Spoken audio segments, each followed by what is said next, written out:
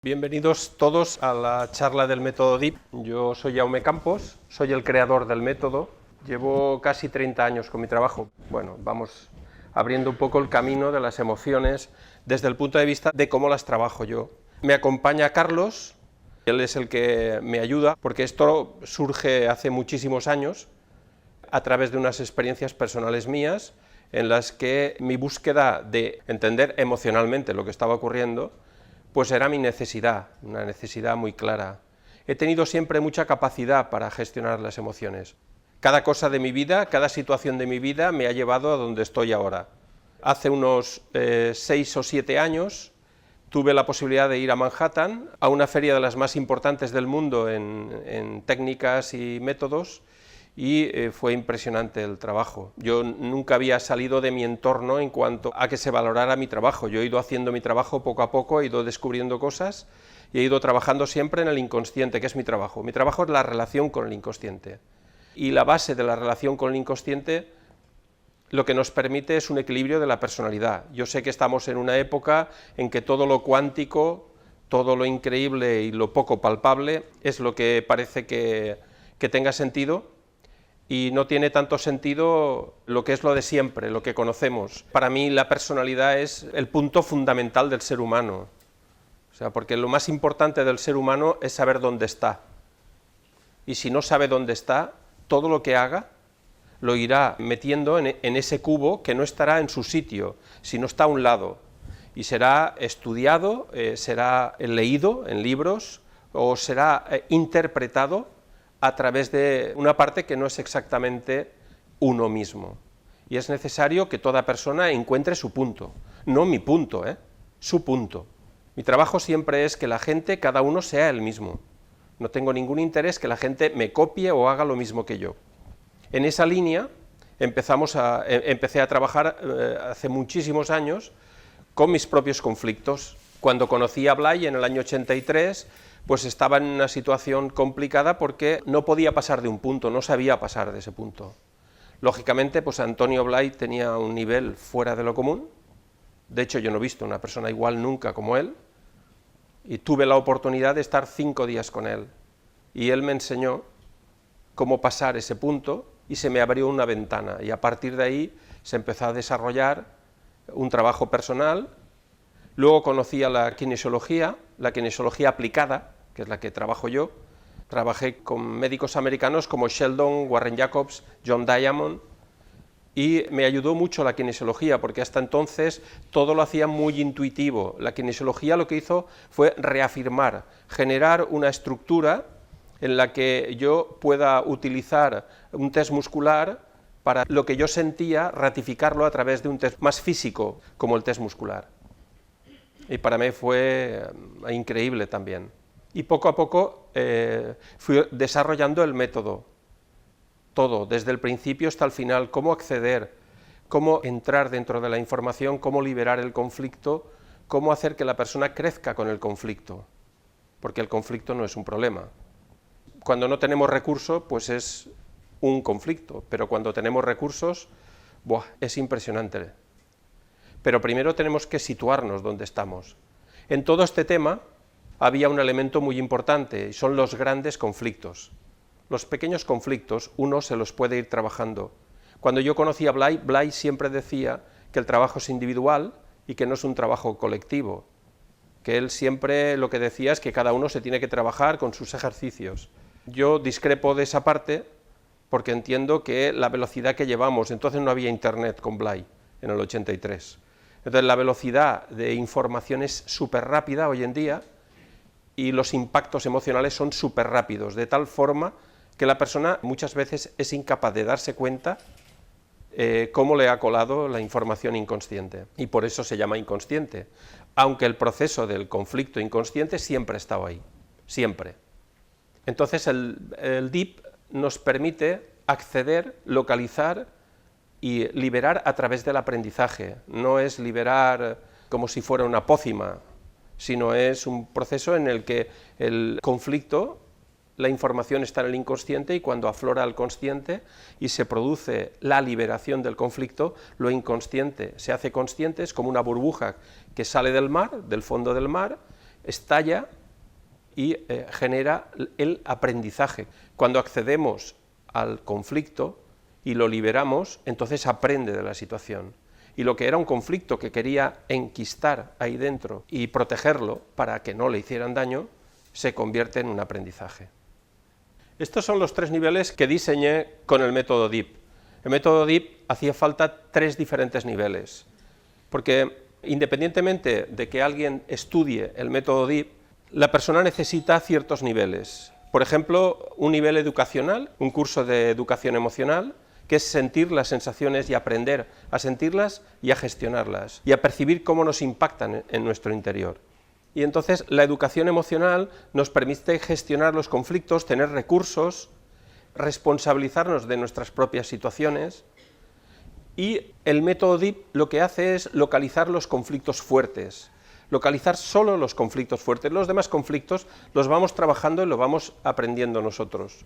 Entonces, en el método DIP también hicimos 3 niveles. En esos 3 niveles tenemos, en primer lugar, el DIP 1, serían las bases de diálogo, cómo se dialoga en el inconsciente.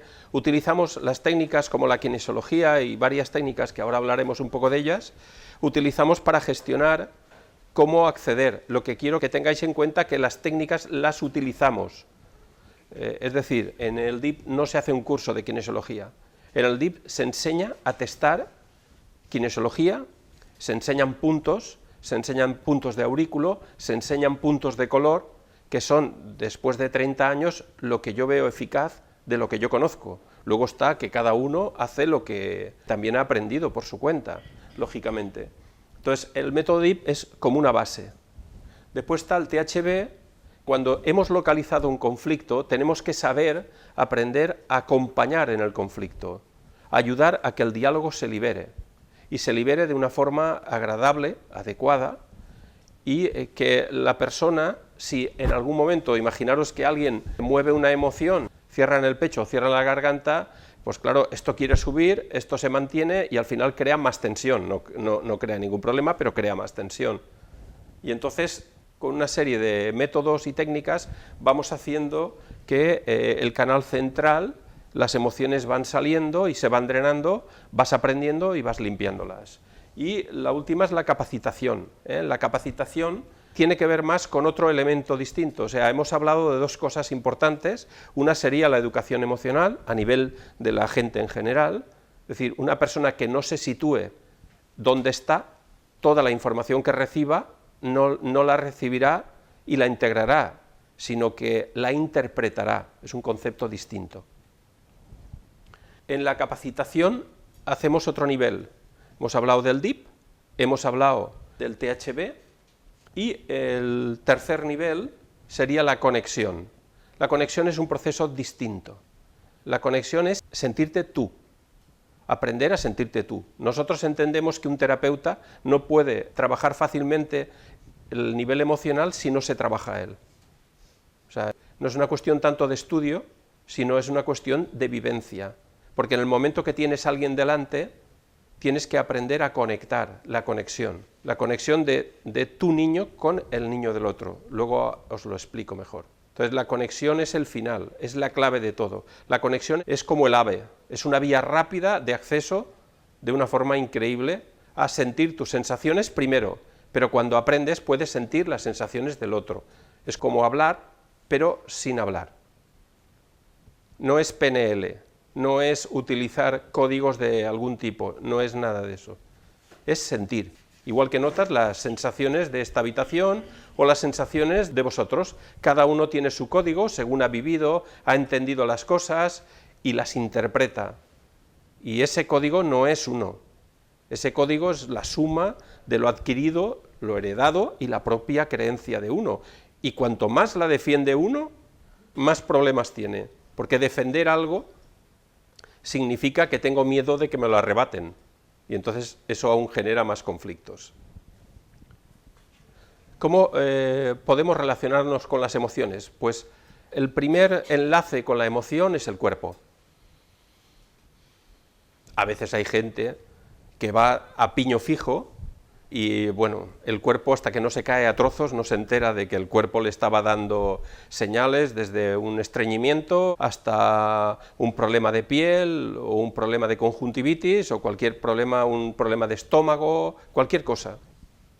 Y entonces en el cuerpo tenemos el nivel físico, el nivel energético y el nivel emocional. O sea, hablar de los tres niveles es un poco absurdo, pero lo hablamos porque la mente necesita una estructura.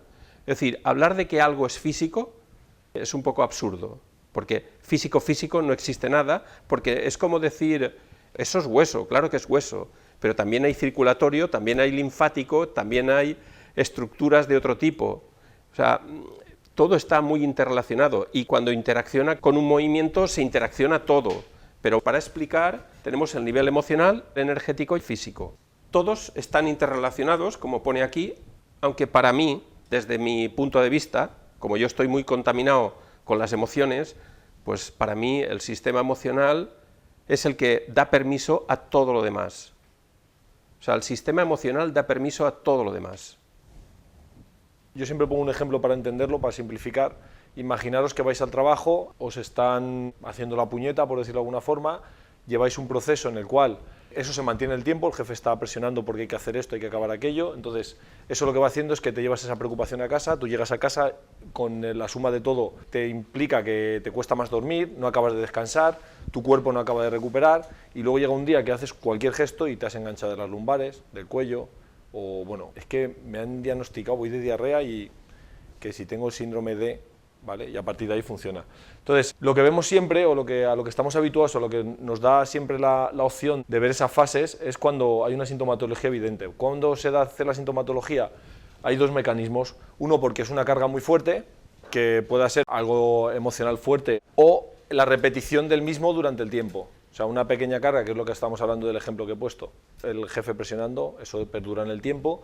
Cuando perdura en el tiempo ya nos afecta, cuando llegas a casa estás malhumorado, con poco apetito, duermes pero no duermes, no descansas, te levantas ya cansado porque aunque estés 8 horas durmiendo, como estás venga a darle vueltas a la cabeza no acabas de funcionar bien y al final lo que pasa es que eso mantenido en el tiempo o la carga muy grande, lo que hace es que hay una sintomatología que es evidente, a nivel físico principalmente, que nos hace reaccionar o hace ver que hay algo que no está funcionando. Muchas veces que eso pasa cuando a la hora de tratar, yo vengo de fisioterapia, he hecho osteopatía, fisioterapia, he hecho varias terapias, vengo del plano de académico y yo me he dado cuenta que a lo mejor había un esguince de tobillo y que se repite en la misma persona, bien curado, ya estaba jugando, está funcionando, está haciendo su mecanismo normal, su vida normal, pero vuelve a recaer, pasado X tiempo. Luego otra vez, y luego otra vez, a lo mejor en un año tiene 3 esguinces. Ahí es cuando te das cuenta que había algo que se escapa, porque hay otro que le has tratado igual, hace lo mismo y no le pasa nada. Entonces empiezas a descubrir y te das cuenta que en esa persona hay un punto emocional que no está por resolver, que es el que le provoca o le facilita que esa sintomatología se reproduzca. Entonces, hasta que no ayudes o liberes o solventes ese problema emocional, el esguince de tobillo va a estar recurrente. Eso que hablamos siempre del esguince mal curado, que nos han enseñado siempre, es relativo. Yo desde que trabajas el plano emocional cuando pasa eso, se van. O sea que es curioso. Físicamente es muy fácil de entender. Es decir, el peroneo, el músculo peroneo corto y largo que tienen que ver, el músculo lateral que puede afectar mucho en el esguince, en medicina china es meridiano de vejiga. La intranquilidad, o la parte derecha o la parte izquierda, dependiendo de lo que sea, te va a dar la información de una intranquilidad y luego el tobillo, que tiene que ver con la estabilidad, pues cada una de las dos partes te va a dar un desequilibrio y puede dar una información de intranquilidad continua y el peroneo se debilita y en cualquier momento os habréis dado cuenta alguna vez que en situaciones en que parecía que iba a haber más lesión, ha habido poca lesión. Y en otros momentos, y es la capacidad que tiene el propio músculo o el propio cerebro para mandar la información de recuperación. Y sobre todo, por ejemplo, en enfermedades crónicas, yo en los años que llevo, os puedo decir que cualquier enfermedad crónica lleva un componente de emoción tóxica fuerte, brutal, y que hay que eliminar. Y si no, la persona mejorará y se encontrará un poquito mejor, pero no llegará a todo el potencial que pueda. Yo nunca hablo de un proceso de curación ni de arreglarlo todo ni nada, porque no entra en mis parámetros nada de eso. Yo lo que hago es ayudar al máximo y sacar el máximo potencial de la propia persona. Y sé que el nivel emocional aporta muchísimo al ser humano, muchísimo. Y es algo que estamos despertando. Y no lo entiendo como una estructura estática, es decir, entiendo que una cosa es una persona de la calle, tiene una estructura de la mano derecha y entiende unas cosas de la mano derecha. A la hora de coger cosas con la mano derecha, pues para él tendrá una repercusión emocional si le afecta. Pero a lo mejor para otro, que es un pelotari, la situación de la mano es totalmente distinta. Entonces hay que entender también a cada persona por ella misma, no entenderlo solamente por el estudio, que está bien informarse de cada órgano a que pertenece, no sé qué, no sé cuántos, pero al final hay que coger ese peroneo, hacer la prueba muscular, fijar la información y ver qué nos cuenta a nivel emocional, si es que hay algo, si no, pues no hay que hacer nada. A lo mejor es estructural o es un problema nutricional o de algún otro tipo. Al fin y al cabo, cada paciente es un caso, o sea, cada persona que vayáis a tratar, de la forma que sea, fisio, osteopatía, da igual, siempre hay que ver cada caso porque no hay ningún caso igual. El DIP lo que os aportará es una base donde a partir de ahí, al regular emociones, el cuerpo de la otra persona, la energía y todo el sistema está más preparado para hacer frente a lo que sea, da igual lo que sea. De la otra forma, no porque no estamos trabajando en el fondo, pero las enfermedades crónicas definen muy bien todo ese proceso de asentamiento crónico de la vida, que siempre ha sido una repetición inconsciente de que no puede existir el cambio y de que el cambio no es posible. Y mientras una persona, por muy buenos medicamentos que le den, por muy buenas opciones que le den, puede que cambie, pero es como la lotería, y la persona no puede funcionar con la lotería. Hay que liberar los conflictos internos, pero para que el terapeuta pueda trabajar bien, hace falta que el terapeuta se trabaje. La teoría aquí no vale. ¿Sabéis por qué? Porque trabajamos con el inconsciente, y al trabajar con el inconsciente no nos vale convencer mentalmente al paciente o al consultante, no nos vale. Vale que lo convenzas desde el interior, desde tu inconsciente. Tu niño conecta con el otro niño, en la parte emocional, y eso no lo puedes tú controlar, porque el inconsciente no se controla. Del inconsciente solo se puede aprender. Si alguien controla, está interpretando, porque no existe control sobre el inconsciente, existe aprendizaje sobre él.